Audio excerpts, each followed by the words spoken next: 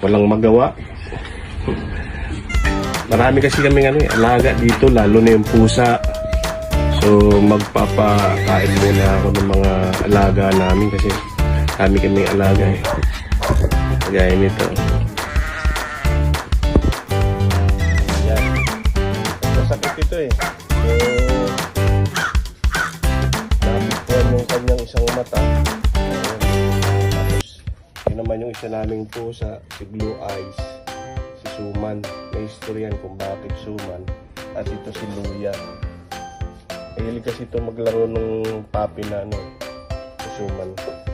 So may mga aso rin kami. Ito. Ayan, mga malalakas kumain kaya matataba sila. So 3 yung aso ko.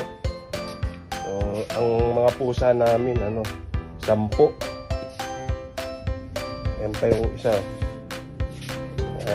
Si Gucci. May lahi siyang Siberian. Siamese pala.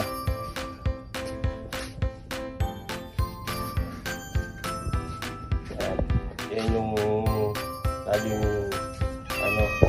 malapit sa akin. So kainin ko muna yung mga ito.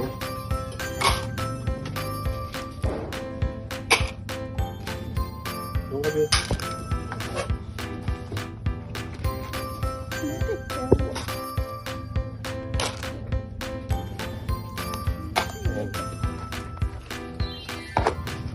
Pagpapakain yan, huwag yung marami kasi mabilis silang magsawa eh. Paunti-unti. Kaya ganyan ako magpakain, yung kailangan gutom na gutom sila para maubos nila yung pagkain. So samahan mo guys sa ibang pusa namin.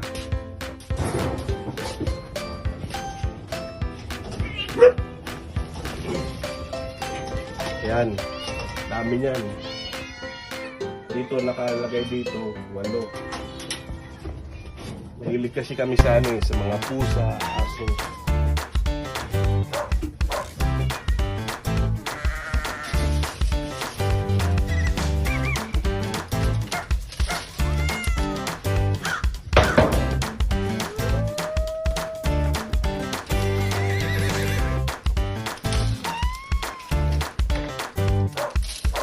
Kung nag-aalaga kayo ng pusa para hindi mabaho, kailangan yung nila buhangin para pag kumain sila dyan, tatabunan na lang nila kaya wala siyang amoy.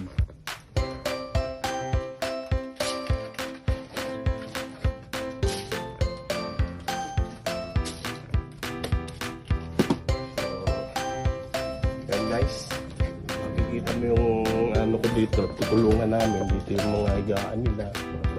Diyan sila nagsasampay pag tapos nilang kumain, kapahinga na sila dyan. Tapos dito yan, yung dalawang na to, electric fan, yung mga higaan nila. Yung 3 pusa ko dun sa 3 pusa namin sa loob, alagang-alaga kasi yung mga anak ko at ng asawa ko, yun yung baby nila. Kaya VIP siya. VIP yung 3 na yun. Itong mga to, lang yan, mga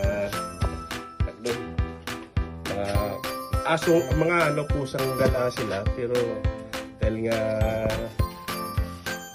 cat lover kami, tsaka dog lover, yung mga anak ko, dinadampot nila. Lagaan. Kaya yun nga lang magastos sa pagkain. Pero guys, dapat kailangan mahaba yung yung pasensya nyo, yung pagpapahalaga nyo sa mga hayop kasi may buhay din yan eh. Tapos mamaya guys, yung naman mga aso naman namin.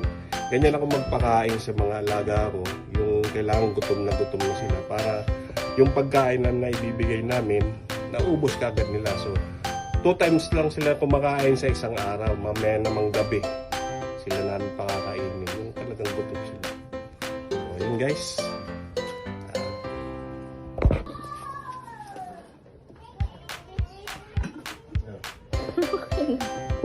Okay na? Ano? Kain na kayo? Kain ka na? So, mga aso naman yung pakakain nito. Ang ulam nila, sabaw lang ng adobo. Kasi hindi naman to, mapili itong mga to. Basta, kain yung mga yan. Kahit anong pakain dito, huwag lang pasasanayin kasi yung masasarap na ulam.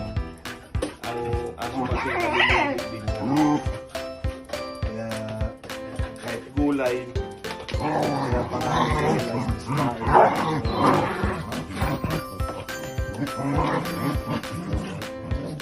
ganun din sila, 2 times a day lang sila kumakain. At mamayang gabi naman ulit. Kasamahan nyo ako sa aming small backyard.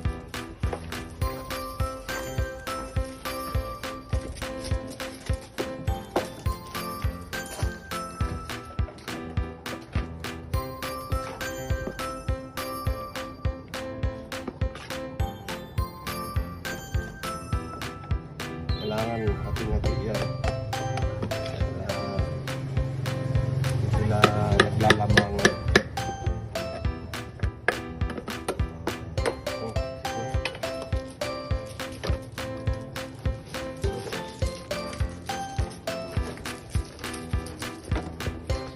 Ganun lang mga biskapingan yung mga yan, hindi yan sakitin, basta alagaan nyo, saka yung nakapaliguan. Yan ang sikreto sa mga aso at sa mga alaga. Kasi bata pa kami, yan yung lagi naming kasama sa bahay. Kasi yan, may silbi kasi yan yung mga aso, tagabantay sa bahay. Pag wala kami rito, sila yung bantay dito sa bahay namin. At higit sa lahat, sila yung nakakatulong sa pagbabantay sa mga anak ko kasi mga babae anak ko. Kaya sila yung pinagkakatiwalaan ko rito sa loob ng bahay. So guys, salamat. Subscribe my channel. Please support. Thank you.